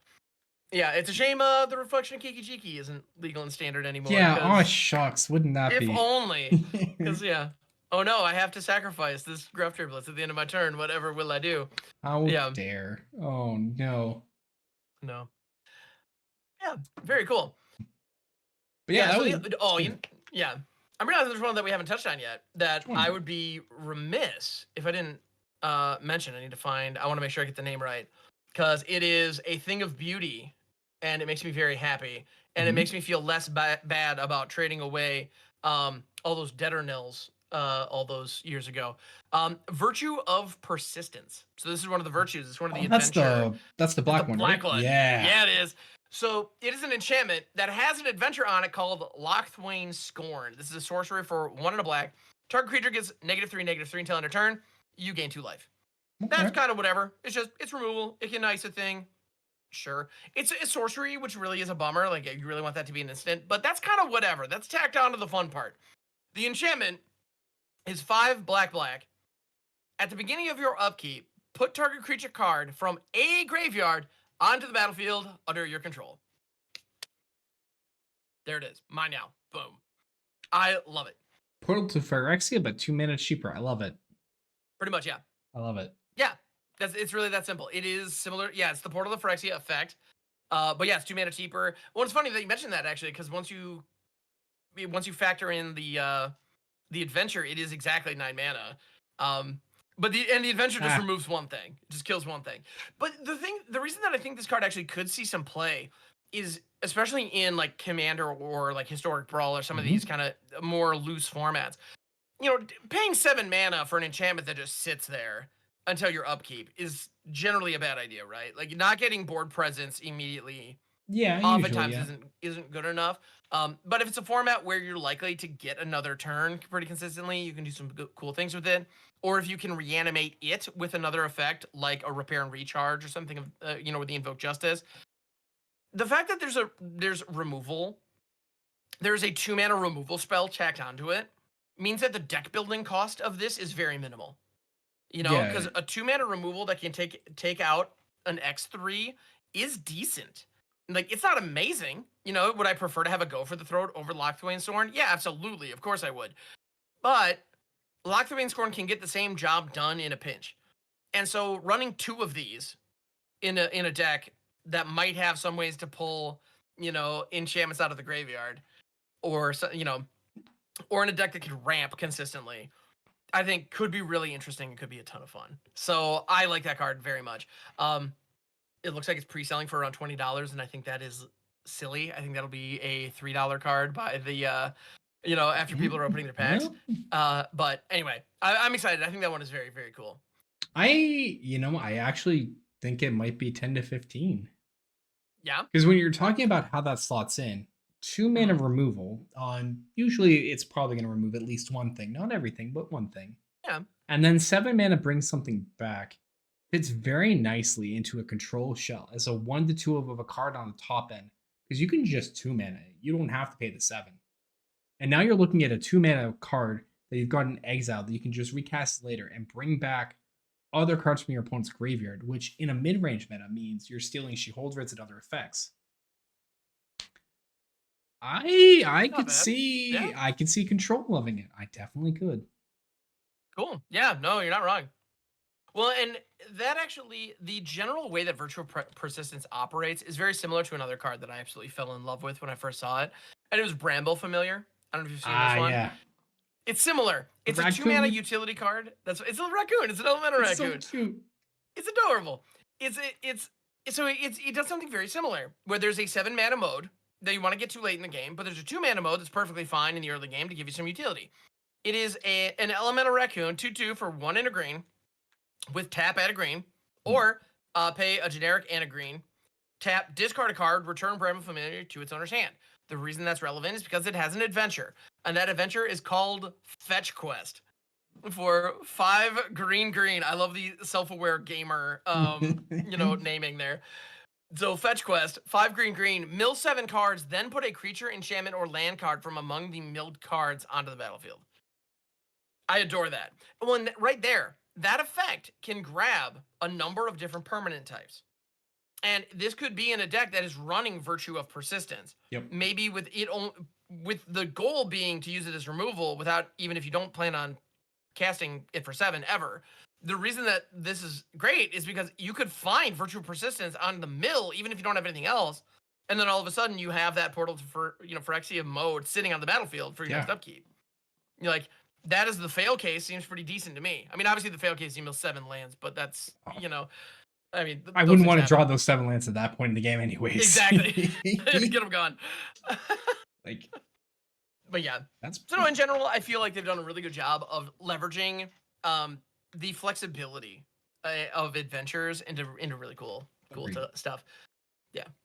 I dig it. Definitely agree. Like, flavor on point. The way that adventures are being done this round, I think, is fantastic. Like, 2 colored spells on adventures, like this one spell is black, the other is red, I think is great. Exploring some new territories and how they interact with mechanics. And Bargain is just pretty cool. I'm very excited to have 8 copies of She-Holds in my deck. Absolutely. Yeah, who isn't? Yeah, of course. But like the other thing that I was gonna say, like, the costing and the mana that they've done in some of these cards has been respective. Like, they could have made certain things like double black or single black to get extra bargain benefits, but it actually really feels like a lot of cards, they've been respective about the power level of what it can get and cost it appropriately. Like Beseech the Mirror, triple black is like, you can get it. It's not impossible. You could definitely set it up by turn 4. But that does require you to run specific lands to get there. Maybe some enter in tap, maybe some won't. There's setup. Whereas if you just played a mono black, you have an easy payoff. First, like, I'm a little less encouraged to run this in 2 or 3 colors because of that triple black requirement. So I like how they have done this for certain effects. Yeah, I'm inclined to agree, and it's kind of flavorful with one element of Throne of Eldraine that kind of fell off the wayside was that it was focused around monocolors. Yeah. It was easy to forget that, but you know, the castles being monocolor, that wasn't an accident. You know, and they had the mechanic Adamant, which was the version of Kicker that they used for, you know, Throne of Eldraine. That was pretty forgettable, but it rewarded you for playing mana of one color into a spell, you know.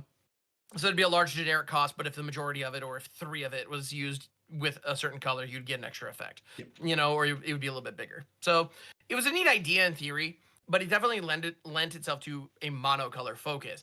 And it's kind of fun seeing these high colored cost restrictions. And it seems like the appropriate way to balance some of these cards. So yeah, agreed. I dig it. But we didn't get Questing Beast. There's no Questing Beast, not that we've seen yet. We got a Questing Druid. They could reprint Questing Beast and it would be okay, I think. Mono Green deserves its chance in the light again. I agree. And it's amazing how Mono Green has fallen so hard. The power level of the cards is so high, yet they just can't hang because the removal is so efficient. It's nuts. It is. Like, I don't care that it's a 4/5 for 3 that can flip into a Wormcoil Engine. It still has a throat. So yep. Yeah, it's like just cool. It still goes. Yep. It's amazing. One day. Yep.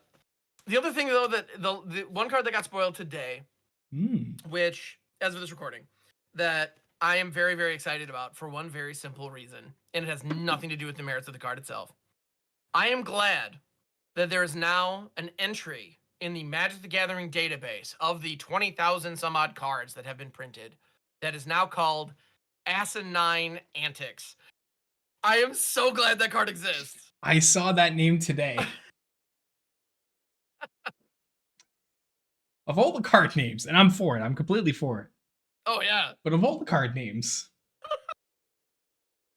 Oh. I can't wait. I love it.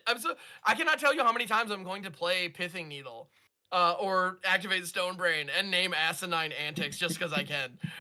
On Arena. It's going to happen. It's going to happen. You know, people thought You Are Already Dead was fantastic for that, which it is, to be fair. That's pretty great. But I mean, you hit me with that this morning. I did. You're right. Yeah, I had a Metamized Prophecy. I had to name something. Anyway. Oh, goodness. If I could have named Asinine Antics, you better believe I would have. So the card itself is a sorcery, 2 blue. You may cast it as though it had flash if you pay 2 more. So it's either a 4-mana sorcery or a 6-mana instant. Cool. For each creature your opponents control, create a curse roll token attached to that creature. And so we mentioned it earlier, the curse roll is it reduces its power and toughness to 1/1. So for 4 mana, all of your opponent's creatures become 1/1s. You know, that's pretty freaking cool. Additionally, you are creating the roll auras and attaching it. You are not targeting those creatures. Yep. So if they have hexproof, doesn't matter. It does not come into play for this. Additionally, like we said earlier with the curse roll, it doesn't remove any abilities. It just removes their stats. So be aware of that. Any first strike death touch action that your opponent is rocking, that's still a thing you got to be wary about. But in general, I think the card has the potential to be powerful in the way that blue board wipes tend to be powerful, where they can change the way the game is played and they can modify a lot. But at the end of the day, they're going to feel just a little worse than their white counterparts, you know? Yeah. Board wipe wise. That's just usually how it goes. Yeah. Anyway. Oh, Not Dead After All is another good one. Absolutely. Yeah. That is a good one. That is a good one. Yes. Asinine Antics. Asinine Antics. I will say, like, card names in this set have been honestly really great. Like, Decadent Dragon. I love that name. Asinine Antics is fantastic. The fact we actually have a card, Extraordinary Journey. Yeah. Like, you know, Ingenious Prodigy. There was a Twinning Twins. Like, all right. There's just the names of this set, again, with the flavor. This has been a great one. Sleight of Hand got a reprint. That's actually notable. Yes. Yeah. Well, do you think that that's going to be meaningful? Because Sleight of Hand's a classic. Don't get me wrong. The card is good, but is it good today? So with Sleight of Hand, consider in the format we have, along with Play with Fire and Lightning Strike, I would not be surprised if we do actually see Delver Swiftspear come together in a that sort of is it shell we saw in Pioneer Modern with like a third path iconoclast. Because a lot of that deck is right there. 1 mana cantrips, prowess, aggressive damage. Okay. I wouldn't be surprised if we do see it because of that. It's really going to be dependent on the shell, but I think when you pair that in, you do like 4 Delver, 4 Monastery Swiftspear, 4 third path iconoclast, play with fire, consider sleight of hand, lightning strike, and then you throw in a sword and once in future. Ooh, okay. And I think you're looking at something like this was the idea for that kind of brew came from Avalan. I believe have been in your chat too, right? Very good member of both the communities. Make some really sweet custom cards. But Avalan hit me with this brew a couple weeks back, sort of once in future, and it is a shell with Bloodfire Phoenix. And I was trying to work with it, and like we got the initial shell kind of working, it wasn't there, and then I took it, I adapted it to a Jund shell. That one's like 7-3 right now. But anyways, with all the black removal we have and the blue bouncing stuff, I think if you play that in an Izzet shell low on curve and treat it like a utility piece, like a sort of fire and ice might have been, but reuse your lightning strikes, your play with fires, your considers, and sleight of hands, I think you get into a very aggressive game where they just have a creature they can't deal with. Cool. That's a really neat idea. Yeah. It's funny, actually, because, we have been missing that kind of a deck in Standard right now, kind of that prowess build, which is kind of wild because we have a lot of pieces for it. We do. But I think you're right. A critical mass of 1-mana cantrips is something we're missing. Because we have Consider, which is great, but we don't have, like, Opt in Standard right now, which is, like, it's kind of wild, actually, to think that we're in a Standard right now without Opt, which I never really stopped to appreciate it, but, yeah. It's just been around forever. It's like, what do you mean there's no Opt? It's like, well, there isn't. I don't, Anyway, and I noticed, like, whenever I try to do any kind of prowess things in older formats, that's you have 4 Considers, 4 Opts, 4 Crash Throughs, 4, like, as many 1-mana cantrips as you can possibly get your hands on, Ancestral Angers, all that jazz. Where it's just load up on the 1-mana 1-mana spells that draw you another card. Like they just you need to cast a spell and replace itself, and that's it. And Sleight of Hand 100% does that. Oh, hugely. So, yeah, that's interesting. With some selection, as well. Yeah, I feel like Sleight of Hand isn't amazing just by itself compared to cards like Impulse or Consider. But you're right, in that kind of a shell where you just need a 1-mana thing to just do a thing. Just cycle. That's all you need. Keep it moving. Card velocity, absolutely. Yeah. That's neat. That's a cool idea. And Standard might be in a position where it could support that, which would be really cool to see. Yeah. I dig it. All right. No, you're good, man. No worries. Yeah. But yeah. Eldraine. And I'm also Sorry, you were gonna say. No, I'm also amazed at how many. So I'm just glancing through some of these spoilers and just seeing how many cards just incidentally create rat tokens. We were talking about it earlier. The rat tokens in this set are ones that cannot block, but they are rats. And so at the end of the day, you're generating these tokens that really do matter. And yeah, with proper rat support, it could be really impressive. That's we also have the rat cook, Lord Skitter's butcher. There's Lord Skitter himself. There's some really just powerful rat payoffs. And you're right, it seems to be in Rakdos, but you could easily do a strong, mono black rat thing. That wouldn't be hard. And we haven't even touched on the witches yet. That's true. Yeah, or their artifacts. I don't know how we're doing on time. I want to be respectful. Been like an hour and a half, but like another 10 minutes or so. We can keep going. I still gotta eat my dinner, so I'll take like a 10 minute of course, break. That's very important. Yeah.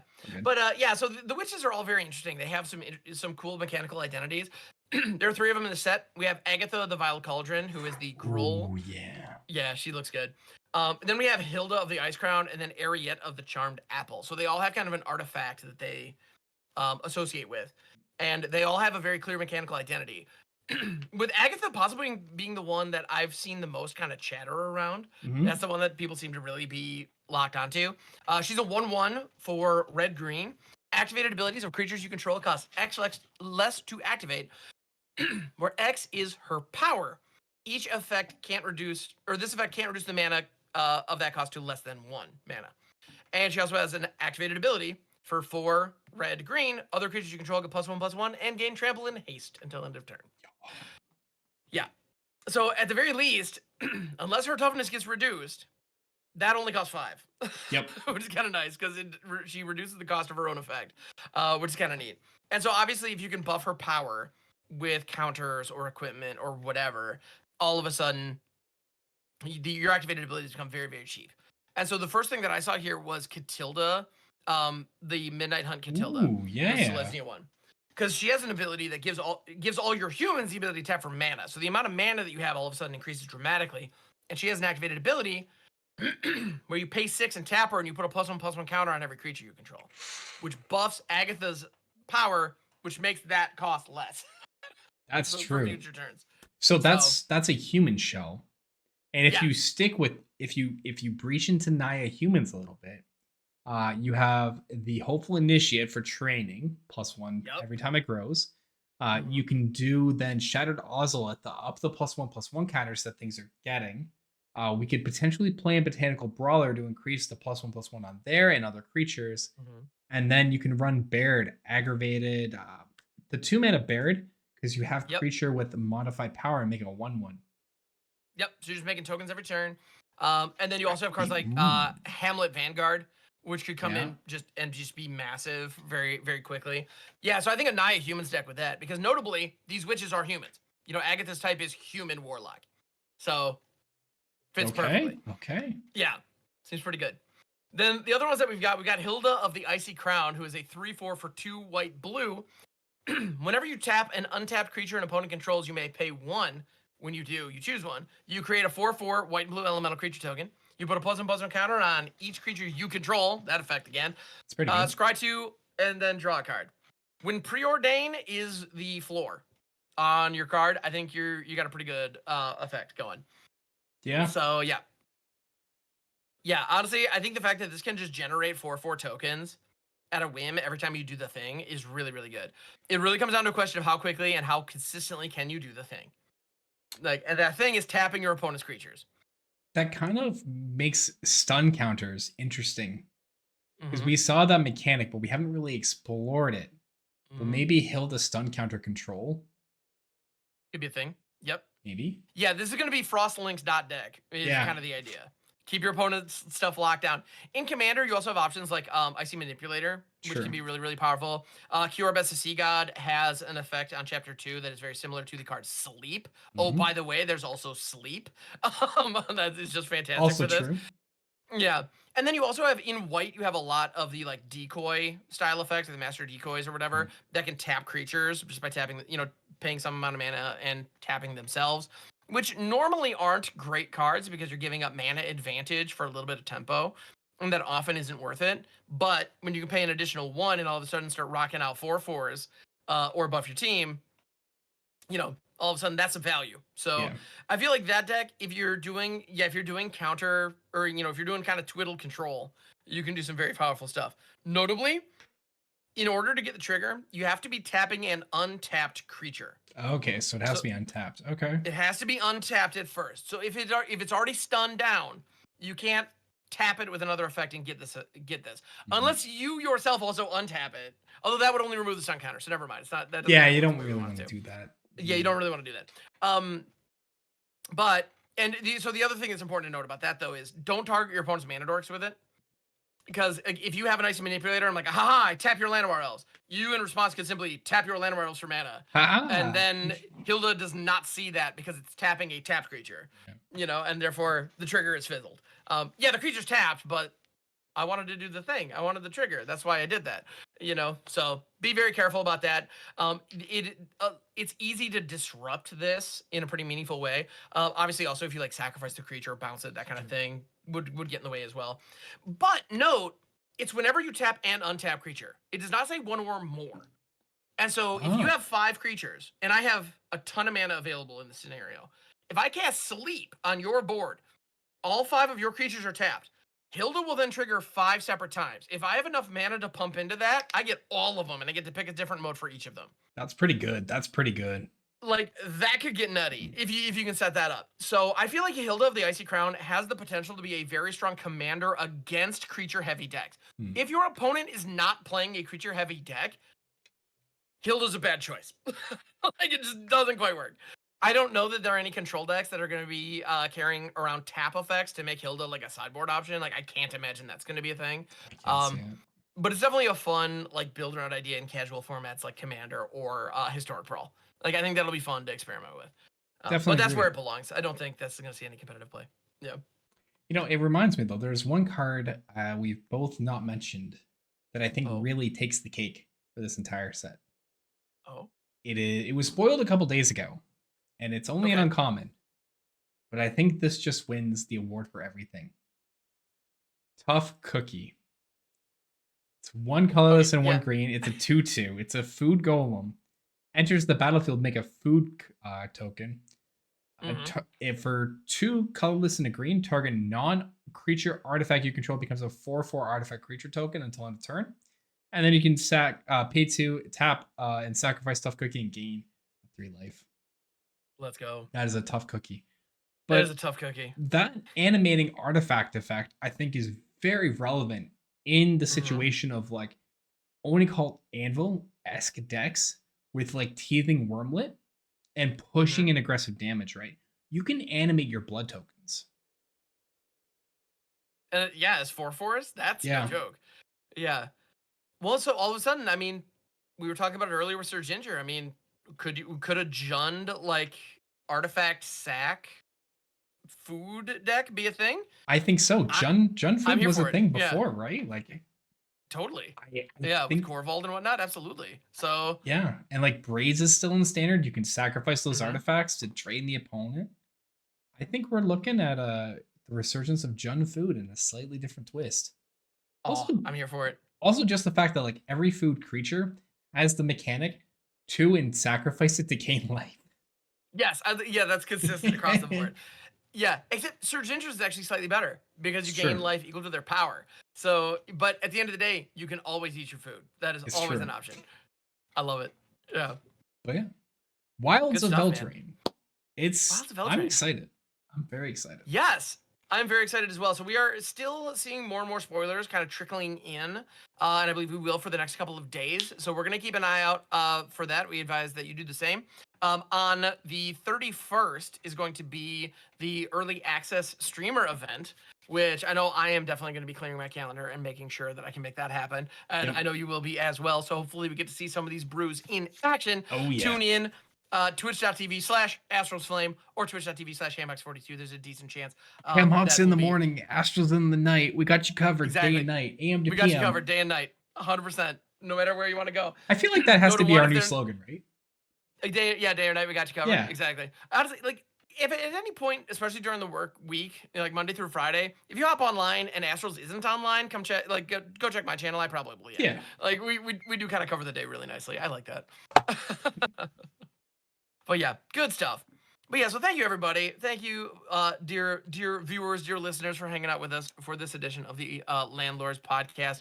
So yeah, Astrals, thank you as always. And thanks for also having me on your live stream so we can hang out with all of your lovely folks in chat while we record this. Because this is a delight. I always appreciate it. Maybe we'll have to start doing it more because I really do appreciate like the live stream recordings. I know we have a lot of fun offline, but honestly, there is just a whole other aspect to live recording. I really do enjoy it. So maybe we'll post Vegas we'll start doing it more. Who knows? I'm here for it. Honestly, I don't know. There's something about there's something about live streaming that I just absolutely adore, and I think it might just be that I really hate editing. So here we are. I mean, I'm 50-50 with our editing. Sometimes we get a really nice edited episode. Sometimes I get a little busy and it's not so edited. No worries. It's all good. But I mean, you're talking to somebody who has over 500 videos on his own YouTube channel, and I think I've actually opened video files into an editor maybe 24 times. No, more than that, because all my decks. I was gonna say for the most part, but on my solo podcast, I almost never edit them. They're almost always raw takes. That's fair. And it is what it is, and I don't stress it. I think if you like my presentation, great, here it is. And as a result, I'm going to save a ton of production time. You know. Well, we want to give them the truest landlord experience, and this is it in the flesh. And remember, raw experience. These are our Hamhocks in 2024 and 25 is going to be rolling on card games and motorcycles in the Death Race Challenge. Don't forget to miss out. Don't miss out. Don't delay. Make sure you grab your bike and rev it up. Because if you go fast enough, Your opponent can't untap to keep up with you. Love it. Yeah. But very cool, everybody. Thank you so much for tuning in. And yes, keep an eye out on this channel for future Death Race updates. Yeah. And yeah, can't wait. All right. Yeah. So Hamhocks, where can the people find you, my dude? Plugs. So I'm on Twitch, twitch.tv/Hamhocks42. I also have my own solo YouTube channel, Hamhocks42. I'm also now starting to upload on the Magic Jank YouTube channel as well, where we actually are doing daily pack openings. So if you want to see me open up a pack in 60 seconds and give you my hot take on the good pulls out of that pack, that is something. Those are shorts that are going to be updated daily over on the Magic Jank YouTube channel. I'd love to see you over there. That's a new thing that we're doing. So love that. In all the various places. Hamhocks42, just Google that. You'll find me. Yeah. And how about you, man? Astros, where can people find you? Hey, y'all can find me at Twitch, Twitter, TikTok, Instagram, and YouTube at Astralsflame. I am slowly diverging on my content a little bit, so you'll start seeing more cosplay progress photos as things go on, as I continue the fitness journey that I've been working on, and attempt to work on King Raru. I don't know what was with my mind in this decision for cosplay, but I am starting on new cosplay plans for 2024. I'm going to be doing King Raru from Tears of the Kingdom. I'll be doing the Ember Dragon set and the Fierce Deity set, along with a couple League of Legends cosplays, and Tyvar from Magic the Gathering, which would be very cool. Let's go. The big thing with all those cosplays is the wigs. King Raru, for example, has a wig that goes down to the floor. Tyvar has multitudes of thick braids, so... And also abs. Yeah, abs. I'm working on it. I'm working on it. Yeah, I know you're working on it. I'm sure that'll be great. I'm not doing Tyvar for Vegas because that's still a work in progress. But like, I might at a Magic event later this year, depending which ones I get to.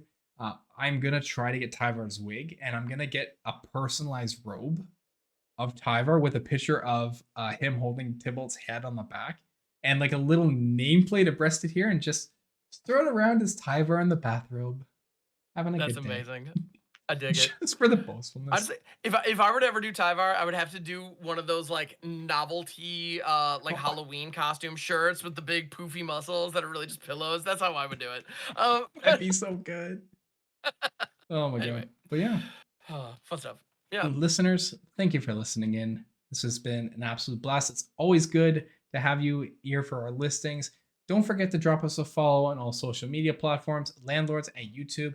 We're trying to get the Twitter up and going. I'm a little bit slow at it, but if you're not following our Twitter there, be sure to follow Hamhocks and I on Twitter itself. We're going to get things rolling. But nonetheless, thank you for sticking around. And until next time, everyone, we are your landlords.